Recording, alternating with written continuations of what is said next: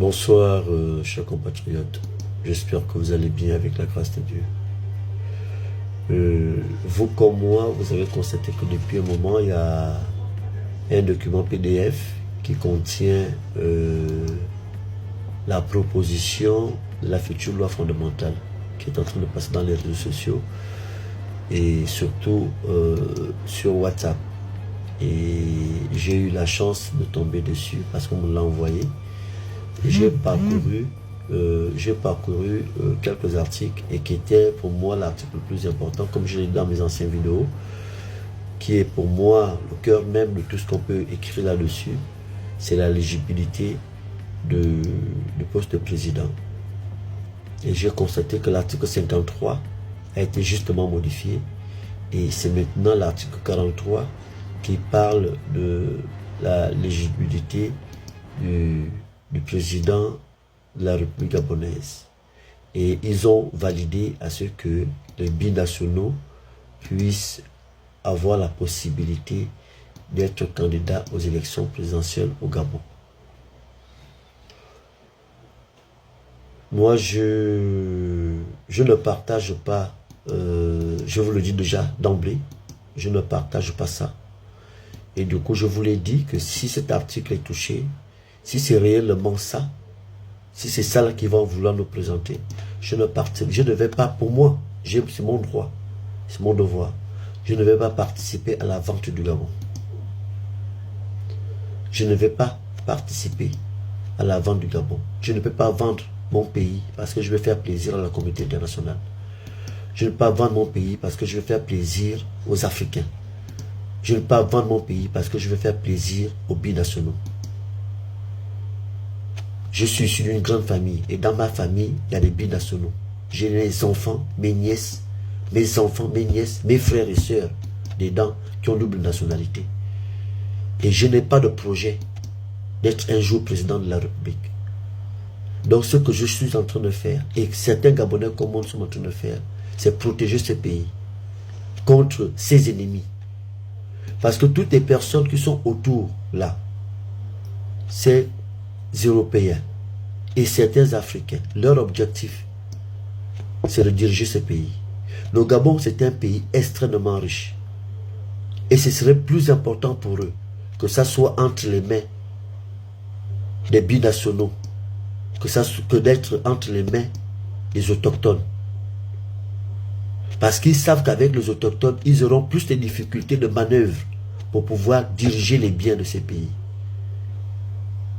C'est pourquoi pour eux, ils mettent la pression pour que nous puissions valider à ce que les binationaux, qui est plus avantageux pour eux, et qu'ils savent que dans quelques années, ils seront plus nombreux que les autochtones au Gabon.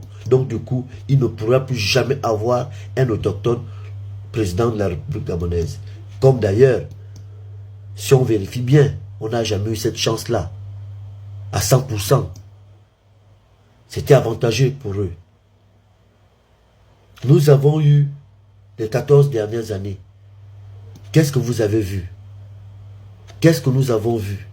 Vous pensez qu'un Gabonais de père et de mère pouvait se comporter comme les gens se sont comportés les 14 dernières années?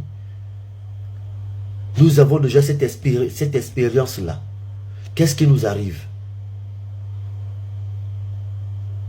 Qu'est-ce qui nous arrive? L'économie de notre pays est entre les mains des étrangers. J'ai déjà fait une vidéo là où je parle de l'affaire des binationaux. Alors, je vous mets en défi. Nous allons aller le 16 au référendum. Alors, présentez-nous les deux constitutions. Présentez-nous les deux propositions de constitution. Vous nous présentez une proposition de constitution où l'article 53 n'a pas été touché. Et vous nous présentez aussi celle que vous êtes en train de, celle qui est en train de passer là. Je ne sais pas si c'est le bon. Mais vous nous présentez les deux et vous laissez les Gabonais choisir. Vous nous laissez choisir quelle est la constitution que nous trouvons mieux pour le Gabon. Entre celle où l'article 53 existe au niveau de la légitimité, ou bien la légibilité, ou bien l'article 43 parle aussi de la légibilité. Vous nous présentez les deux constitutions et nous allons faire le choix.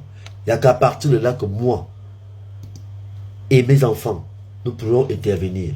Mais si c'est ça là, ce que je suis en train de voir là, si c'est ça, moi, je ne vais pas participer à ce que mes enfants, ou mes petits-enfants, ou mes arrière-petits-enfants deviennent esclaves dans leur propre pays. Regardez les panthères. Lorsque vous voyez les panthères, vous voyez quoi? Il n'y a pas le championnat national. Mais lorsque vous voyez les panthères, vous voyez quoi? Par rapport à Azigo, quand c'était à l'époque d'Azigo, est-ce que l'engouement est pareil? Il y a trop d'exemples.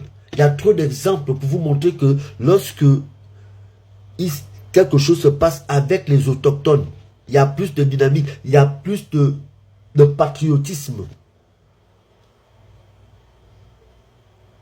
Or, ce que vous êtes en train de vouloir faire là, c'est de permettre à ce que les étrangers puissent vraiment mettre encore plus de moyens pour faire des enfants avec nous. On dit souvent chez nous enfants, c'est celui qui prépare le coup qui sait ce qu'il veut faire. Et vous êtes là, vous êtes en train de vouloir vous jouer, vous êtes en train de vouloir vous passer pour des personnes qui respectent la mondialisation. Même les Européens sont en train de remettre en cause ce que nous sommes en train de vouloir accepter aujourd'hui. Et ça, vous voulez dire que c'est de ramener la dignité aux Gabonais? Moi, ça, c'est pas de m'amener la dignité, ça. Ça, là, ce n'est pas ramener ma dignité. Si c'est comme c'est présenté là, ma famille et moi, nous n'allons pas participer au référendum. Voilà. Ça, je suis en droit de le faire. Maintenant, au moins, ma conscience serait tranquille que ce que tôt ou tard, le Gabon va subir, le Gabon saura qu'il y a quand même eu un fils qui, lui, n'a pas accepté ce genre de choses. J'ai demandé à mes frères, à mes pères, à mes soeurs, vous êtes des militaires, vous êtes des patriotes, ne participez pas à l'analyse. Ne participez pas à l'analyse des civils, des intellectuels. Ces intellectuels-là ont passé toujours tout leur temps à mal faire les choses. Parce que ce qu'ils ont appris à l'école pour devenir intellectuels, ils font du copier-coller qu'ils amènent sans tenir compte de la réalité de notre vie, sans tenir compte de notre culture, sans tenir compte de tout ce que nous avons, de nos valeurs. Eux, ce qu'ils sont en train de vouloir faire, c'est tout simplement ramener ce qu'eux ils appellent le débat scientifique. Mais si ce débat scientifique que vous avez, ça correspond à quoi? Ça correspond aux Européens. Mais intellectuellement que vous êtes, pourquoi vous n'arrivez pas à mélanger ça et à trouver un consensus qui correspond directement aux Gabonais, aux Africains?